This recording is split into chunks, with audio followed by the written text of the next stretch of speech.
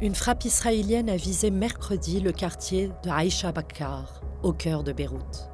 Il s'agit de la deuxième attaque dans la capitale libanaise depuis le début de la guerre actuelle.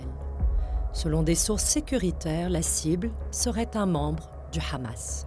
Quelques heures plus tôt, Israël avait émis de nouveaux avertissements visant plusieurs secteurs de la banlieue sud de Beyrouth, notamment Har Tahrik et Borj el-Brajni. Les habitants de certaines zones ont été appelés à évacuer. Le porte-parole de l'armée israélienne, Avichai Adrae, a également averti que les forces israéliennes frapperaient, dans les prochaines heures, un complexe situé au sud de l'autoroute de Damas. Dans le sud du Liban, plusieurs localités ont été ciblées. À Bent Jbeil, un véhicule a été frappé, faisant plusieurs blessés.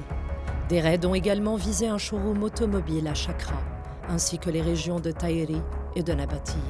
Plus tôt dans la nuit, une frappe israélienne a détruit une maison dans la localité de Shar'iyeh, tuant 3 personnes.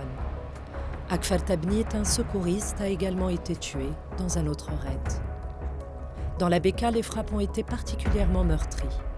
Le bilan préliminaire fait état d'au moins 10 morts et de plusieurs blessés dans la région de Tamnin, ainsi que de blessés à Ali Nahri.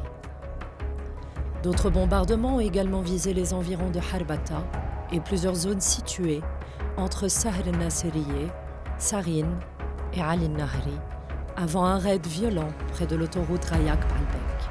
Face à cette nouvelle escalade, la France a annoncé qu'elle allait tripler son aide humanitaire au Liban. 60 tonnes de fournitures doivent être envoyées d'ici jeudi pour venir en aide aux déplacés des régions du Sud touchées par les frappes.